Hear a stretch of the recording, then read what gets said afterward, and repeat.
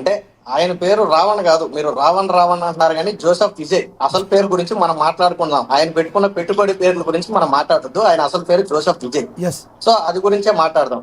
రెండోది, ఆయన కుల వివక్షలో పవన్ కళ్యాణ్ ప్రశ్నించారు. ఒకవేళ నిజంగా పిఠాపురంలో ఏదైనా జరుగుంటే పవన్ కళ్యాణ్ గారు స్పందించండి, న్యాయం చేయండి అనటంలో తప్పు లేదు. కానీ నేను తాట తీస్తాను, తోలు తీస్తాను, మీ భాషలోనే నేను సమాధానం చెప్తానని ఆయన మాట మాట్లాడారు. పవన్ కళ్యాణ్ తాట తీస్తాం, తోలు తీస్తాం అన్నది దేని గురించి అంటే ఆయన వ్యక్తిగత జీవితమైనటువంటి భార్యల గురించి, పెళ్లాల గురించి, పెళ్లిళ్ళ గురించి మాట్లాడితే తాట తీస్తామని చెప్పి ఆయన మాట్లాడాడు.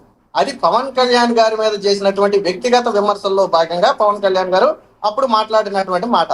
సరే, అది తప్ప ఒప్ప అనేది పక్కన పెడితే తర్వాత జరిగినటువంటి ఎన్నికల్లో ప్రజలు పవన్ కళ్యాణ్ గారిని ఎన్నుకున్నారు.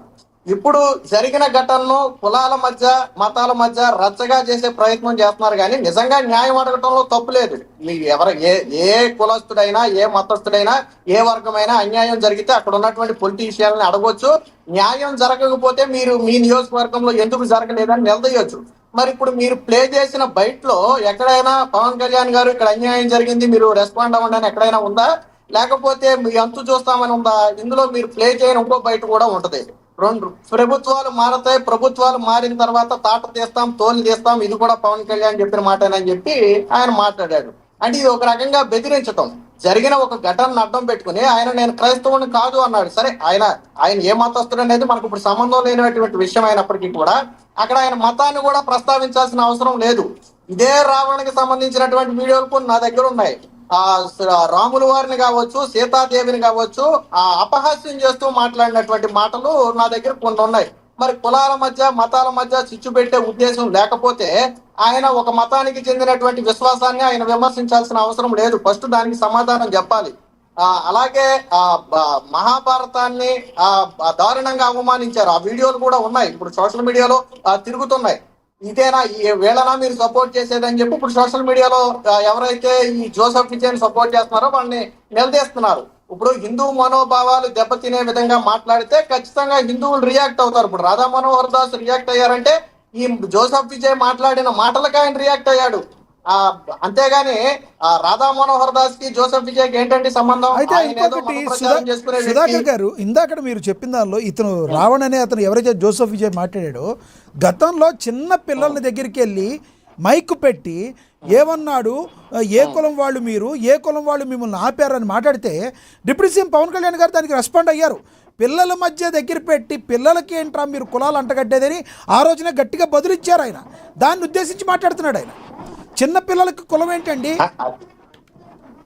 వాస్తవానికి ఇప్పుడు ఒక పిల్లోడు రోడ్డు పక్కన ఏడుస్తున్నాడండి, మనం దారిలో వెళ్తున్నాం, ఎవరు లేరు, చిన్నపిల్లోడు ఏడుస్తుంటే మనం వెంటనే వెళ్ళి బాబు మీది ఏ ఊరు, మీ తల్లిదండ్రులు ఎవరు, ఎక్కడి నుంచి వచ్చామని అడుగుతాం. కానీ నీ కులం ఏంటని మనం అడుగుతామా? ఎవడు అడగం కదా.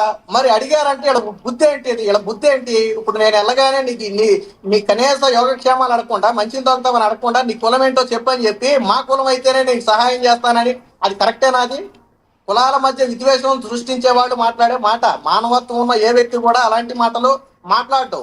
మరి జోసెఫ్ విజయ్ ఎందుకు మాట్లాడాడో ఆయనకే తెలియాలా. ఇదే జోసెఫ్ విజయ్ ఒక ఇంటర్వ్యూలో చాలా స్పష్టంగా చెప్పాడు, పవన్ కళ్యాణ్ నా టార్గెట్. ఎందుకంటే దానికి రీజన్ లేదు.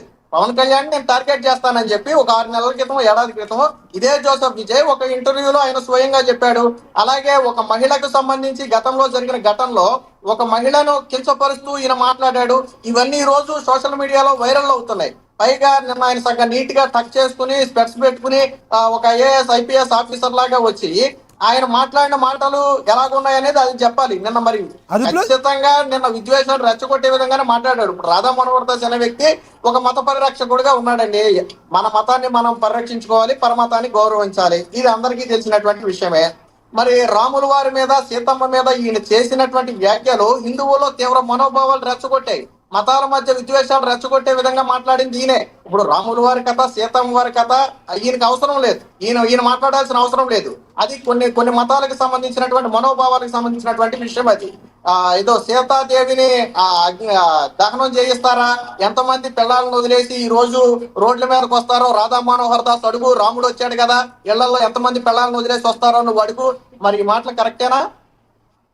ఆ రోజు రాముల వారు సీతాదేవిని అడవుకు పంపిన దానికి ఒక కథ ఉంది.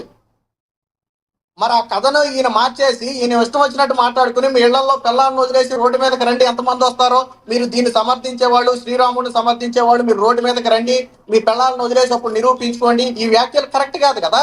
ఈ కులాల మధ్య మతాల మధ్య స్విచ్ అంటే ఇదే.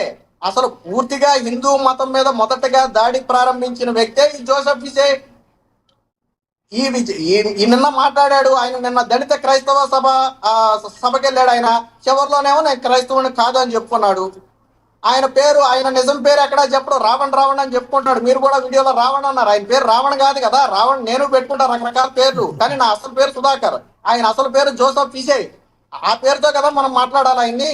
ఇక్కడి నుంచి యూట్యూబర్ జోసెఫ్ విజయ్ అనాలి, లేకపోతే మళ్ళీ తమిళనాడు ముఖ్యమంత్రి అనుకుంటారు అందరూ. అదే నేను అంటున్నానండి. అంటే ఆయన ఒరిజినల్ పేరు అది, మనం ఏం తప్పు పట్టట్లా, మనమేమో ఆయన పేరేం మనం మార్చాలి. ఆయన పుట్టుకతో వచ్చిన పేరు అది, సర్టిఫికేట్ లో ఉన్న పేరు అది. లేదు నేను సర్టిఫికేట్ పరంగా నా పేరు మార్చుకున్నాను, నా పేరు ఇక్కడ రావండి అంటే ఎస్. ఇప్పుడు ముద్రగడ పద్మనాభం గారు నా పేరు రెడ్డిగా మార్చుకున్నానంటే ఇప్పుడు ముద్రగడ పద్మనాభ రెడ్డి అని పిలుస్తున్నాం మనం. అలా ఆయన ఏదైనా మార్చుకుంటే మనం కాదనద్దు, కానీ అసలు పేరు ఎందుకు దాచుకోవాలి? రైట్ సుధాకర్ గారు, మళ్ళీ మాట్లాడతాం మీతో. మనతోటి టీడీపీ అధికార ప్రతినిధి బండారు వంశీకృష్ణ గారు జాయిన్ అయ్యారు, ఆయనతో మాట్లాడదాం. వంశీ గారు నమస్తే సార్.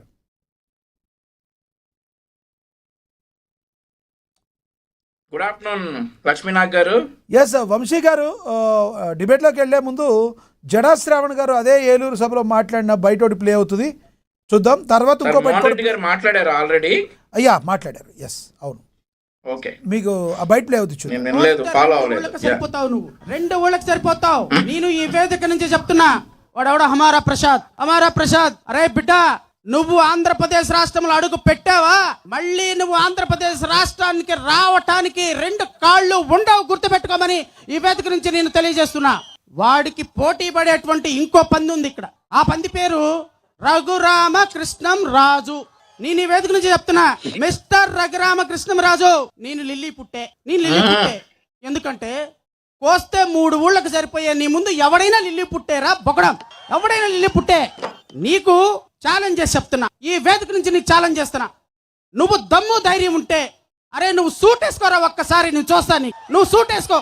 భీమవరంలో ఉన్న క్లాత్ మార్కెట్ లో మొత్తం బట్టలు కొన్నా కూడా నీకు సూట్ సరిపోదు. భీమవరంలో ఉన్న క్లాత్